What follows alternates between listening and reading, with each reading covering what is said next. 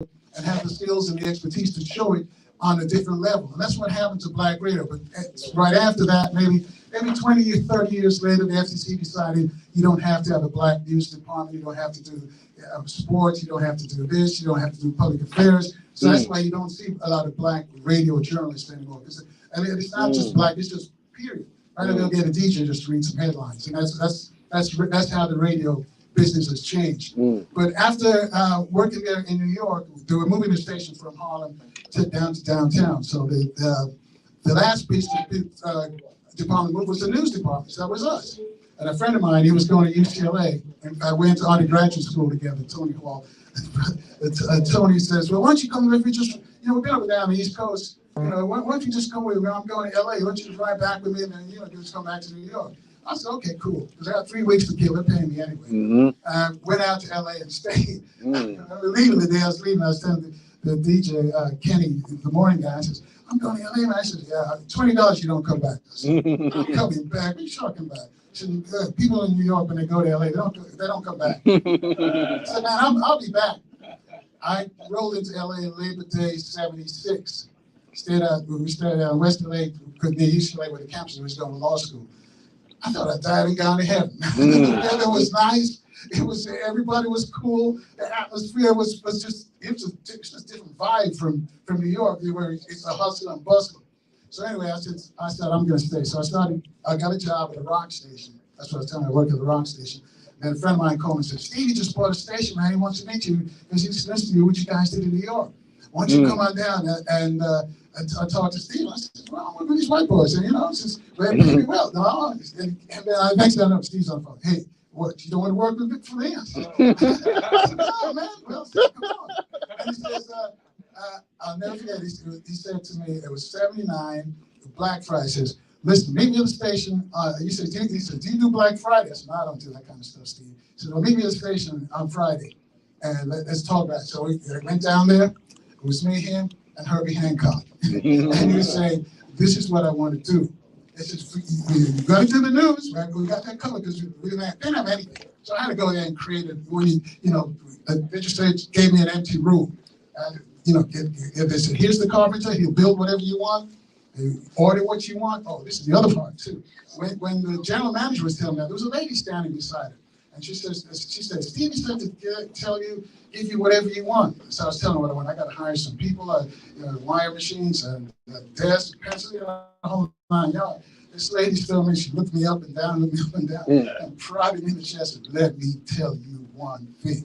You better spend my son's money like it's yours. I'm like, yes, man. I found out that was hard to raise Steve's mother. We became fast friends after that. But yeah, so that's how it started. So we're on in front of the radio station on Crenshaw. It's a major thoroughfare in LA. And it was me, him, and Herbie Hancock. And they were talking about he wanted to do Martin Luther King's birthday a holiday. And he says, you're down. And I was a little hesitant first because I know Ronald Reagan had just been president. And Reagan, we knew what he went through with us, like the Sanders doing to Florida. Reagan was doing to us, black people in California. I said, okay, Steve, I'm down. And we're standing there, people are driving down the street, and people are blowing, and he's a business. I know he heard the horns.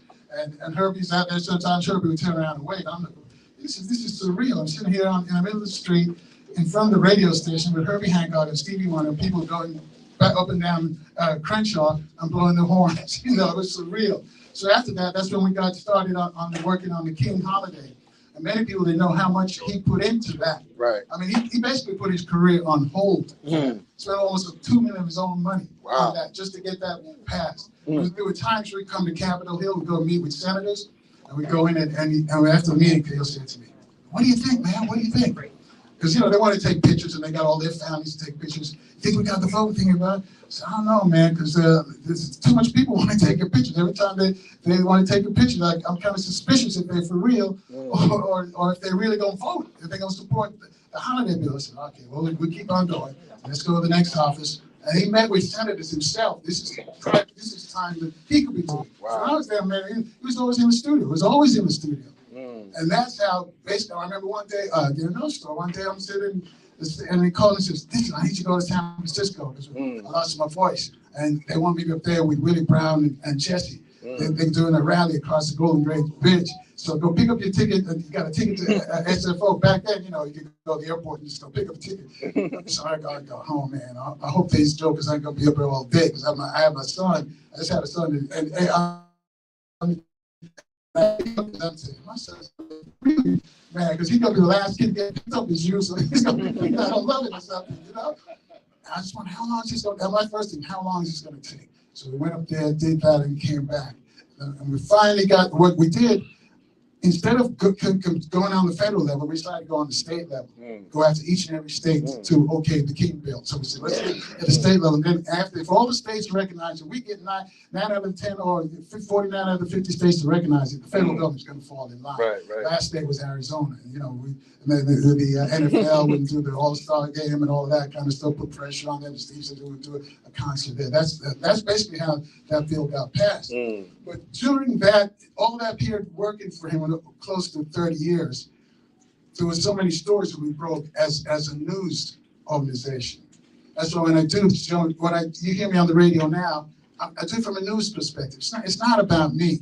You know, it's never about me. It's never. And whenever you hear, you know, you got talk show hosts, it's about them because they call themselves a host.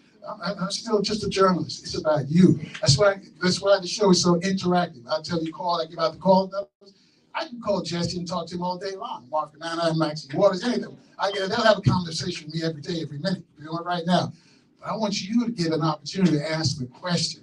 That's the only, as Neely Fuller tells, the only way you can find an answer is ask the question. That's the only way you're going to find a solution.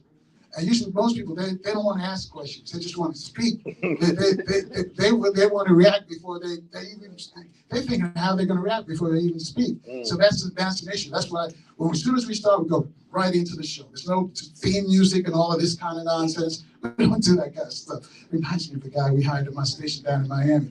And he played Ain't No Stopping Us Now. I'm like, man, why are you playing it? You got an hour show and you're giving it 6 minutes to make Fandom write it. We got to pay him because get right into the show, right in and start slamming. You know, we play music the rest of it. That's my theme song. You didn't get it. It's not about you. It's about us as a people. Right. That's the attitude that I have about doing the show. So when we did, I was talking about Mandela then. So many stories I can tell you. You got to excuse me if I get going some of these rabbit holes. When Jesse was running for president first, his first, we covered all the conventions. And somehow I did an interview with Jesse, and the picture came out in Time magazine.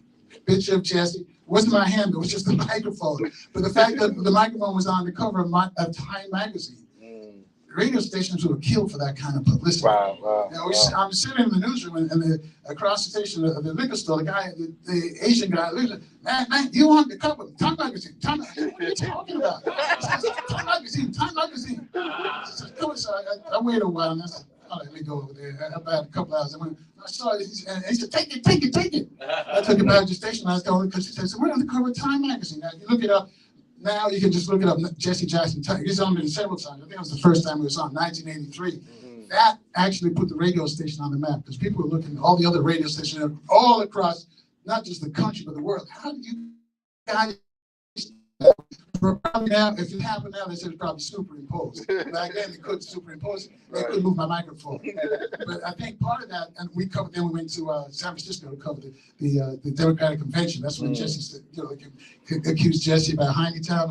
You remember that? And he gave his famous speech, if my grape is turned into a raisin or something, and he's asking for forgiveness. He could keep asking the Jews for forgiving him every minute. That was never going to happen, but he didn't know. But he's figured that out. So one day, on the office says, tell Steve to give you 2 weeks off. We're going to South Africa to get Mandela out of jail. I'm like, what? Are you serious? Wow. I said, yeah. So I said, let me call the bull. That's what we call Steve the Bull. Let me call him and see what he said. He said, man, go for it. Whatever you need, go for it. If they need the money, tell Ken, cut your check. Let's go. Let's make it happen, man. So I had to get a visa from the South African consulate. Here's another story.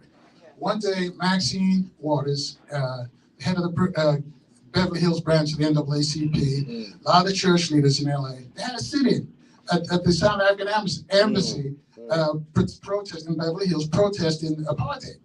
So I don't care. I go up there to cover it as a reporter. I always have my microphone and my tape recorder. So I'm going up there covering, and then they decide they're going to sit in. So I said, okay, these jokers are going to sit in. I'm going home. It's 9 o'clock. And Maxine says, and the cop says, is this all in? So she grabs, no, he's with us. I'm like,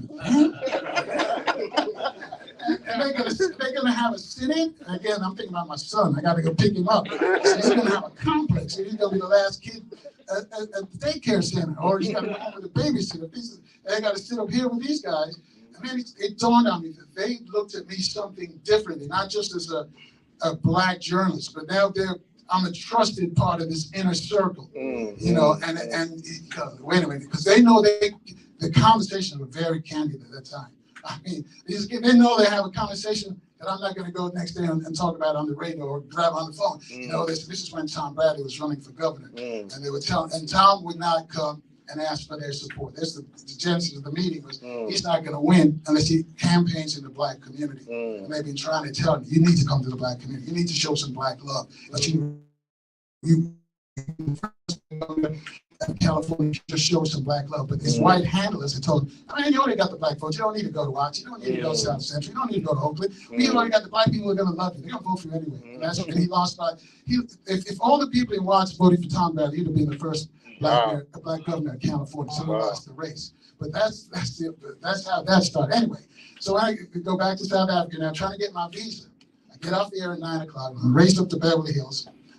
Got my passport. They take my passport. I said, we'll be there in a minute. 12 o'clock, nothing. I'm sitting out there, nothing. 2 o'clock, 3 o'clock, nothing. So I go downstairs to get to the payphone and call Jesse. I said, Jesse, you need to get these jokers one. They're having me waiting. Nobody's talking to me. I got my passport. I don't have we go to Zambia first. I haven't had a chance to go to Zambia to get my passport from the Zambians. And he goes, okay. And he made a phone call. So I went back up there. I waited another 2 hours. Then they gave me my passport. That was like 6 o'clock. I got a flight the next day to London in the morning. And I got to get, and not even packed. You're going for 2 weeks overseas, some place you've never been. So we went to London, and he met with Margaret Thatcher. So I got a chance to interview Margaret Thatcher. Went to 10 Downing Street. This trip was just incredible. And then we left from London Heathrow to Zambia. And he mentioned Kenneth Kaunda. That's where he interviewed Kenneth Kaunda. We flew on his private jet to South Africa, which is now Oliver Tambo Airport. Back then it was Jan Smuts Airport. And when they came there, in my passport, they said everywhere except Walvis Bay. I didn't understand, they had some nuclear stuff going there. They didn't want us to go, so we couldn't go there. It's a place off the coast of South Africa called Walvis Bay. I didn't figure that out until years after. So anyway, there was me. Quincy had sent a photographer, a brother now, he teaches at Alabama A&M, and there was Jesse. So we're in Cape Town. We're in Cape Town, and then soon I became a vegetarian. Because back then I was just eating shrimp and fish and all that. I need something to really, remember this occasion. So I said, okay, this is my last piece of meat. So I told the chef, I'm not going to eat any more flesh. So whatever you do, but don't give me no red meat or no pig. So I gave that up. It's got to be fish. So he brought me this. I said it was a prawn. It was so big, it was bigger than the plate. It's like a big shrimp. I said, this is your final meal. I said, yeah, it's my final meal. He said, you sure? I said, brother, I'm sure. This is it, because we're here to get Mandela. He goes, oh, Mandela, they're not going to release Mandela. I'm sitting there, and then I hear somebody, one of the guys who, one of our guys who tour people came in and says, Jesse's looking for you. Jesse, they ain't out Mandela. We got to go in there to Robben Island. I said, what? He said, yeah, turn on the TV. We turned on the TV. There was Jesse, that famous picture of him and Winnie walking out. That's what we're seeing. So I got on, went up to my room. I was calling Steve. I said, man, did that now? He said, yeah, I know. I'm talking to Keith, this guy who sings in his group. Keith Johns is in London. We're all watching. Incredible. We're all watching different countries, different continents, watching the same Mandela live coming out. So Mandela got out and he went to Cape Town City Hall. So we went over there. The place was crowded. I mean, it was black folks everywhere. Bishop Alan Bostock was there. The Mandela was there, and Jesse was standing here, and Mandela was there, and Jesse had this brother from CBS out of Chicago, and he grabbed his mic, and this brother, he just dissolved in tears. He couldn't ask a question. The shot is going live back to Chicago, And he got the first shot to ask Mandela a question. And he just, his mouth was moving, nothing was coming out. Jesse grabbed his mic and gave him the hand. I says, Mr. Mandela, how do you feel to be free? And he says, I am free, but South Africa isn't free. And someone pushed it away. But he says, well, we'll talk about that tomorrow. The next day is when we did the full interview. The people talk about the first interview, actual interview. There was Mandela in the middle, Jesse was on the right, I was on the left, and the camera cat that Queen Shit was filming the whole thing, and everybody wanted a copy of this. And we're asking questions, and I'm asking the questions, and Jesse would be sliding me questions behind Mandela's back, you know, make sure you're asking this, make sure you're asking this, and you know, asking that. And I was like, Jesse, why didn't you ask me the question? So that was the next day at his house in Soweto. And the house was a real small house, and we looked at all these congratulations from all across the world out there in the kitchen that Winnie had stuck in the kitchen. And there were reporters all outside. There were people out there from all across the globe were out there. And Carol Simpson was out there. I remember Carol Simpson. And she sent Jesse a note because she wanted to get the interview for, she was working at ABC at the time. And Jesse says, do you know Carol Simpson? I said, I don't know. I know what she looks like. All right, man, when we finish, go get her. And she got front. She got the second interview. That's how that happened with Mandela. And after that, we took groups back to Africa. Stevie went to Africa for 2 weeks, ostensibly 2 weeks. He stayed for 6 months. He went to Ghana. Every month he'd call me and say, hey man, what's happening? What's happening? I was like, everybody's asking, even your mom is asking when you're coming back. You would tell me when you're coming back. He said, man, you got to figure out a way to get our people here. Our people need to come to Africa. I don't know how you're going to do it, but you got to start taking people to Africa, man. This is it. And this is 6 months. He came back with wearing African garb and the beads and all of this, and all the African clothes. That was that little history. So we said, okay, we'll take a trip to Africa, to South Africa, Ghana. We went to South Africa first, and we did a broadcast from Mandela's cell on Robben Island, which is off the coast of Cape Town. And we had to work with the South African broadcasting company. Why these black folks want to come and do an interview in the Mandela cell? They're there forever and never thought about doing it. And here we come from LA and we're going to do it. And we had our listeners with us. So the cell was so small, so we had to take them in 2 at a time, just to come and say, hi, your thoughts and what you think about this cell, and say hi to your folks back in LA. We're in Mandela. So this is where Mandela spent like 25 years of his life in the cell, locked up. There's that one little window, and everybody's like, people are crying out, I couldn't do this. I can't even stay in for 5 minutes. And that was standing there in the cell. So we're doing the interviews there. And after that, after we did the interview, by the way, the South African government, they closed it. No more radio interviews there. Now it's a tourist thing. If you want, you can, you have to pay to go there and see Mandela cell in the whole 9 yards and tour Robben Island. But that's not the other part. The cold part about it, the ferry back to Cape Town leaves at 3 o'clock. So we had to get off the air early. So I had to tell them in LA, listen, you play some music or something, but we're not going to stay on Robben Island. But Mandela can do 26 years. I know I can't do it over here. There's nothing over here. When I say nothing, there's no shops, no nothing. The only thing there is the penitentiary. And the quarry mine, where the prisoners used to break the quarry. That's where a lot of them got blind, because it's kind of like limestone and the sun are reflecting off their eyes. And you look at this cruel punishment. But anyway, the ferry started, and we took it down the last minute. It was me and my producer. We were running the South African broadcaster giving us a table, a fold-up table we could broadcast. We were running with the table, and the boat's master started up.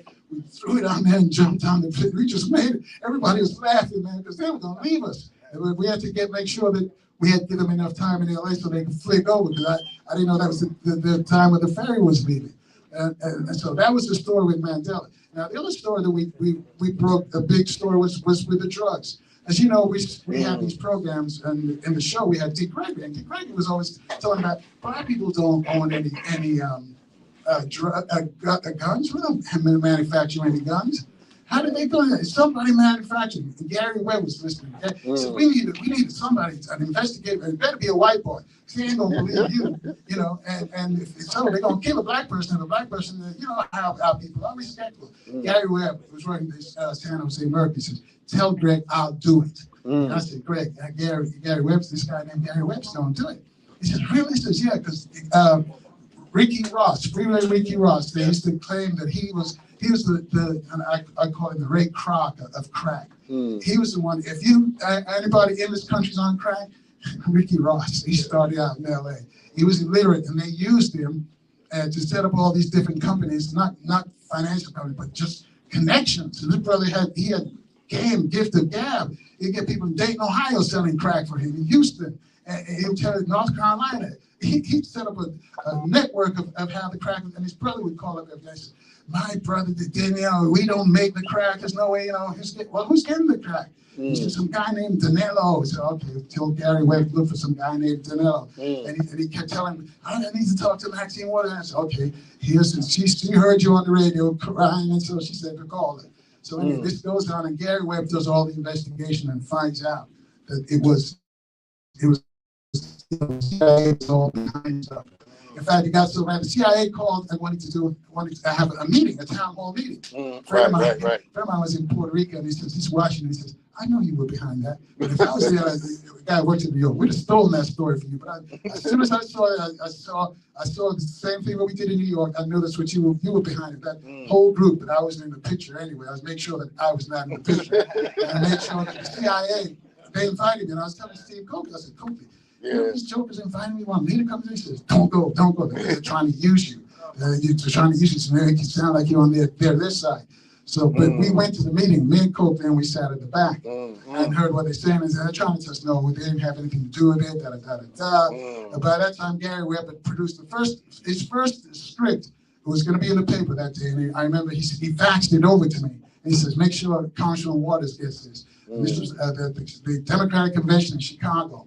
One of our reporters was there, and I said, Jackie, give me a fax number. I'm faxing this story. Give it to Maxine. She said, can I read it? I said, you can read it, but don't let anybody else read it. I said, this is some hot stuff right here. This will get you in trouble. So if you don't want to read it, if you can't handle it, don't read it. But just give it to Maxine. That's how it all started.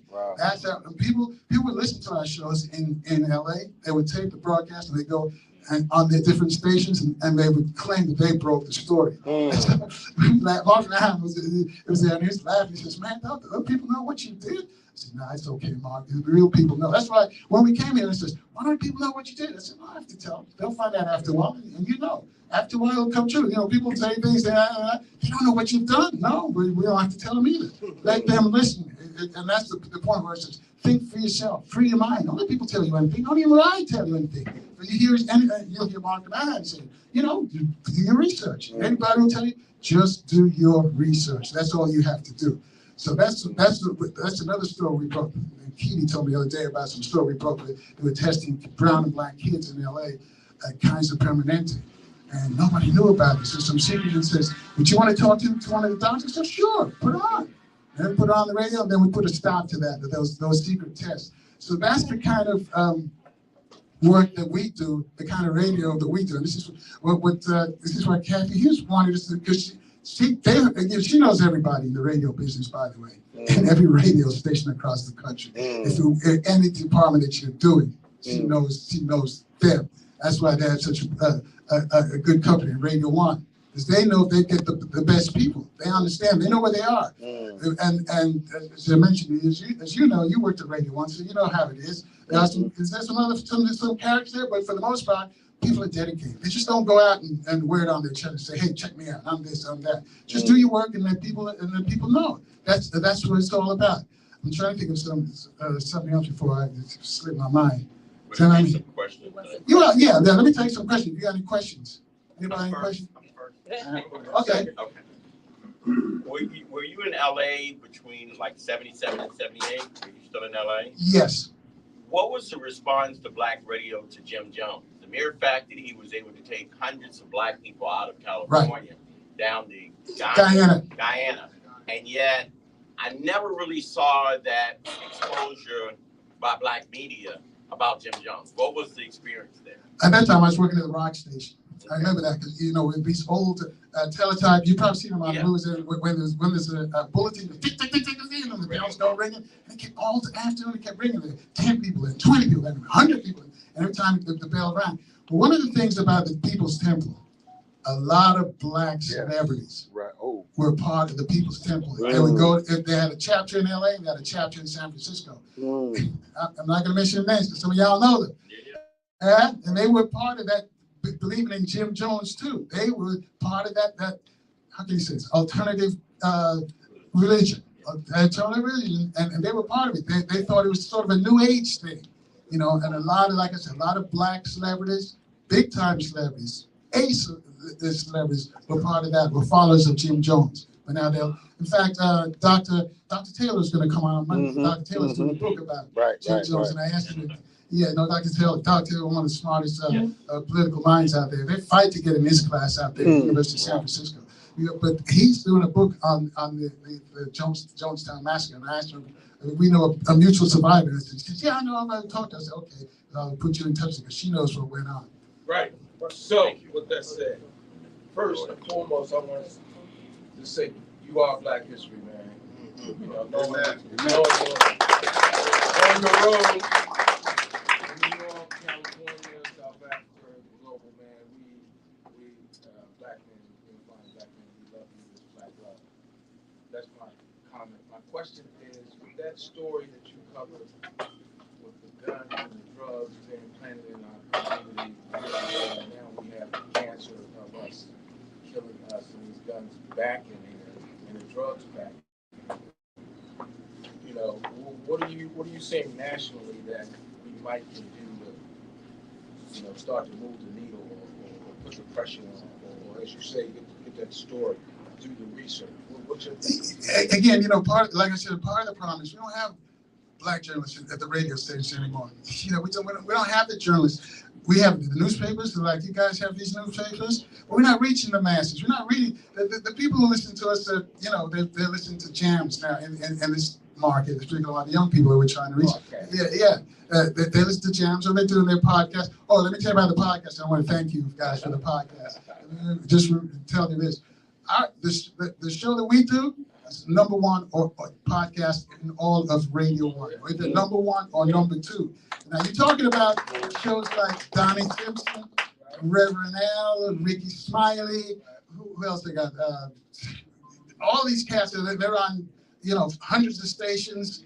And then we were just on WOL at the time, and they were doing the podcast, and they're like, "Why is this podcast number one?"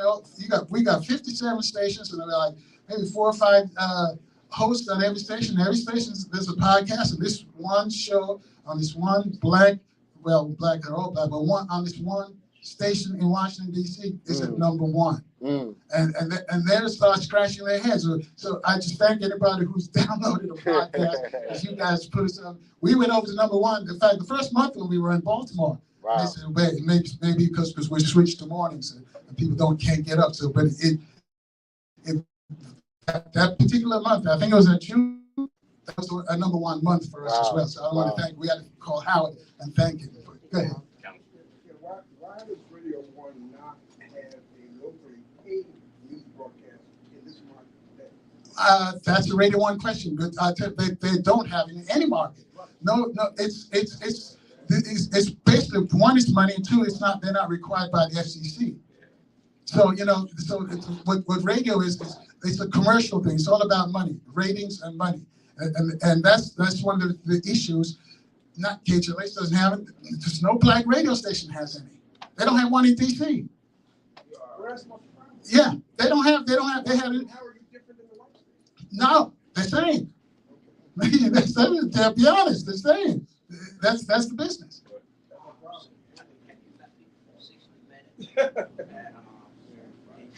Today's show, the guy before Today's show, have you met him? Who's that? The guy that is black. He's a black guy. Al Roker? No, I've never met Al Roker. How about the one on channel 2? You met the lady, what's her name? Robbie Rock. No, you see, when we were in most effective, we were in LA, not New York. So most of the cats that I knew back then were on TV back then. I've done CNN, they've been interviewed on CNN and Good Morning America, but that was back then. That was just once. Yeah. 60 Minutes? Oh, that's No, not 60 Minutes. I did know Ed. That's the question. I just wonder, how you put on a show Wednesday, That's Tyrone. I like the way you do cover stuff. And by the way, the guy the white boy that wrote that story about the crack, he committed suicide. They said he Allegedly. We're gonna have 3 more questions after this. My question is, respected journalists. So coming up, DC, ours was Jim Banks. Why is there not are there not and you can find any major market? Right. Why is that not? Because it's not required anymore. I was telling the FCC when I started, the FCC required you to have a news department. This brother just asked about why Radio 1 doesn't have a local news department. The FCC required you to have it. Now the FCC does not require you to do. The FCC says, well, basically there's the all news radio station in every market. So if people want to find out their news, they can go there. And that's why so all radio, not just Radio 1, every radio station and news departments. Radio 1 has, just like anybody else, everybody they look at it, it's a line item, it's money. So they're not going to invest. One of the most expensive parts of running a radio station is the news department. It's an all news. You're talking about news and vehicles and that. It's very expensive. Because right now, with the digital age, you can just you listen to OLB at night. That's playing music and there's nobody there. Radio 1 could do that all over and still wouldn't lose money. They'd probably make more money. And if you want to thank somebody for that, you want to thank Colin Powell's son, who was the chairman. There you go. Watch what I know now, I'm scared. Yep. Colin Powell's son, who was the chairman of the FCC, started, if you remember when all the television stations, you would have a public service show. That's where Square Off and all of those shows first popped up and they had to do. But when Colin Powell's son got there, he did the mandate by being chairman of the board and said, well, we don't need to do that anymore because you can find news anywhere. Right. And that was you got 2 more questions. Any over Exactly. here? That's Yes, I would like to know, where do you see this country headed, and especially the aspect of Black people, the direction you see things going in at this time? Not good. I'll be honest and be right. I'd be candid with you. That's why you see so many people moving to Africa. Not good. Because we've got a segment of people that are still not woke and refuse it. And they've let the white folks turn woke into being a nasty word. If they say you're woke, they say you're crazy and they try to laugh at you because they want you still to be, to be totally comatose, to be asleep. There's so many, especially our young people. Where is he? Yeah, the trooper. Yeah.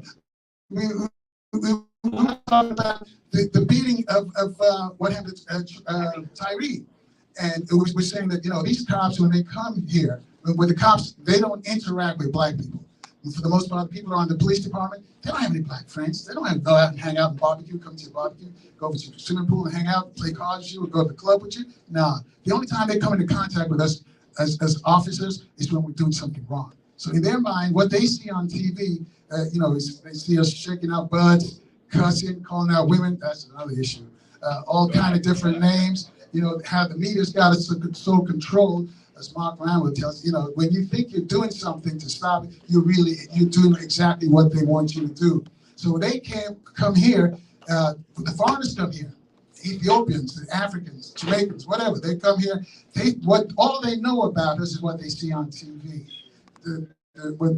My trooper brother was telling me, the white troopers here that he works with, all they know about is what they see on TV. They don't hang out with him. They don't come to his house. He doesn't go to their house. So when they run up on a brother like Trey or Rodney King, they're going to whoop him because they don't think he's a human. He's not.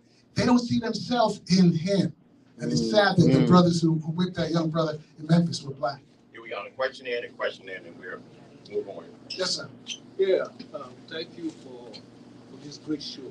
I told you, I text you, I said, whatever Carl Nelson goes, I follow. I used to listen in the evening. Yes. I started waking up in the morning, and I'm going to work, and I'm listening, but I cannot call the radio station. Thank you for great job. Thank you. My question is, Okay. This WOL is a conscious radio station for people who want to acquire knowledge about Black history and about our culture. I'm from Africa. Really? Yeah. Why as the radio is so conscious, why do you have the Faith Brothers on? The Faith Brothers? They always Yeah, tell lies. but here's that's a good question. There's a lot of people who love the Faith Brothers. What we try to do as a program is that I'm not Christian, I'm not Muslim, I haven't pledged, I don't belong to anything. So I don't have any illusions that when you hear somebody on the radio, it's because they're a friend of mine. No, that's not. But there's a certain amount of people who want to hear them. There's a lot of people who want to hear the Faith Brothers. And if you know our history, the Black church is one of the pillars of our history. Whether it be the Faith Brothers, be the Nation of Islam, because we have them on a lot as well. So we can't just say, I just like the Faith Brothers. You got some people who don't like Minister Farrakhan. You got people who don't like Karenga. Right, exactly. I get that all the time. I'm not gonna listen. And for you, brother, basically the show is a smorgasbord of Black information. If you don't like this piece here, just move on. We get with the next man. Something I'm guarantee you is something you're gonna like. But don't switch it out because of that. But listen, there might be something there that those Faith Brothers say that might pierce your interest. Because one of the guys is really smart. I know everybody likes because he talks too much, but he's an expert in every single religion. If you talk about Rastafarian, some of these real small religions, not just Catholicism, Judaism, and Islam and all that. He knows all that because that's what he teaches. And that's why we selected him, because in case somebody calls up who is a Baha'i and has a question about the Baha'i faith, he can answer it. I can't. I don't know anything about Baha'i. I don't know anything about Rastafari. I don't know anything about baptism and all that stuff. So that's their domain. That's why we have them, because it's a demand. Because you got to understand, this is why they call it broadcasting. That's it. Remember that. We're going to take 2 more questions. You make them short for us, dear gentlemen. Sure, I'm sure. Well, thank you again, Brother Carl. I just want to let everybody know he'll be at the Blacks and Wax a little later, 4 to 6. Everyone's invited for the Blacks and Wax at the mansion.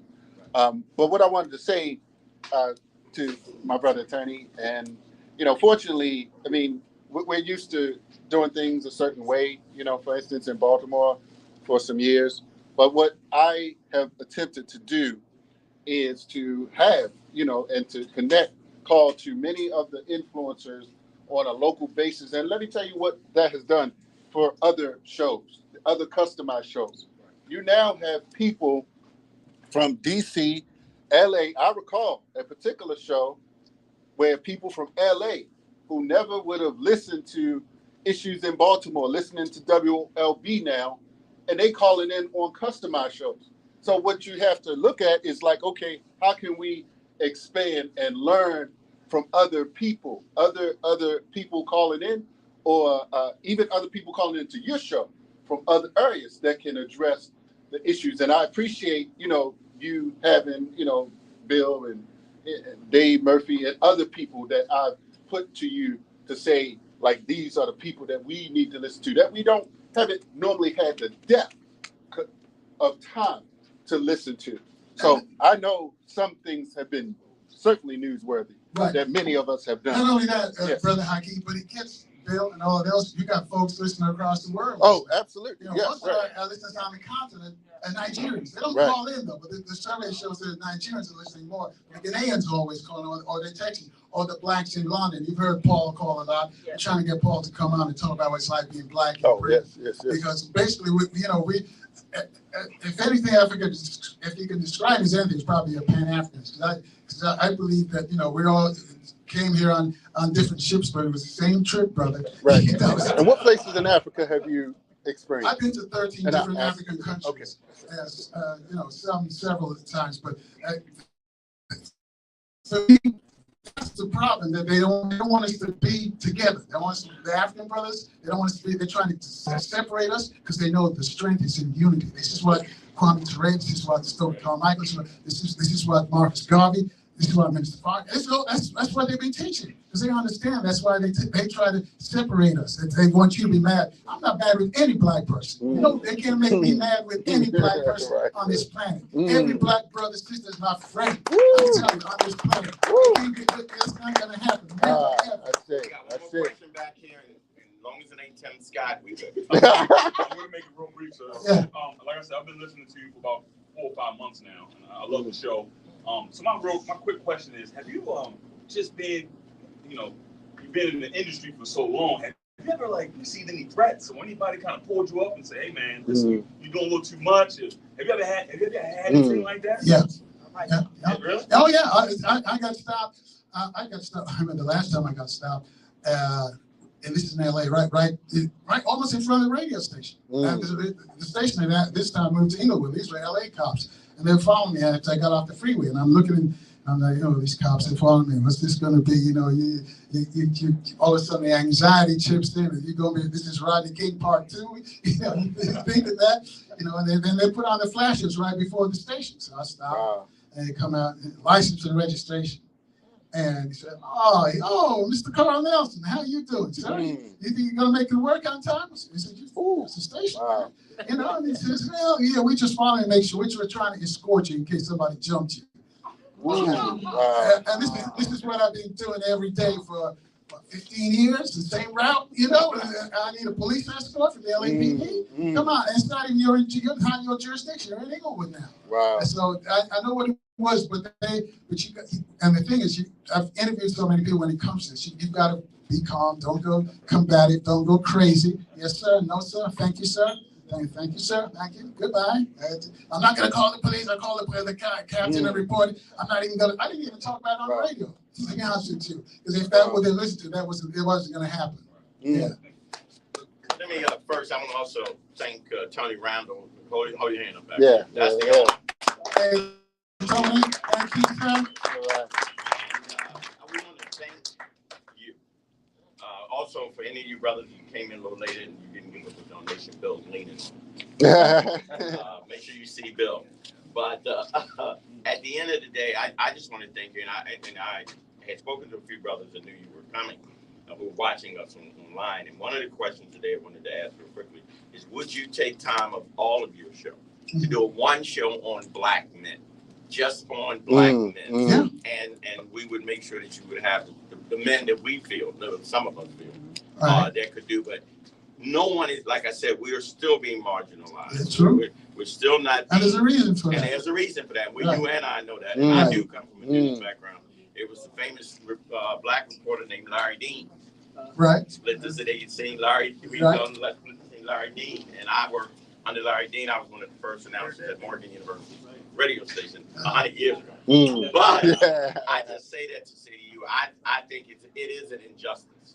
And I know the council is saying it is injustice to the black community when, and this can be passed on, when a black facility and a black radio broadcasting company doesn't have them.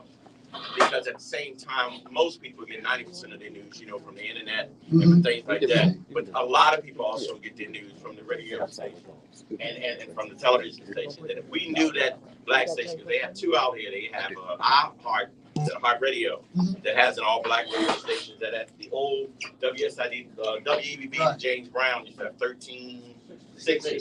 And they do news, but that's a recirculation. Right, and they do that nationwide. Right, and that's a recirculation every 20 minutes. That came in after the George Floyd thing. So when white folks were feeling, feel like, hey, we need to give these black people something.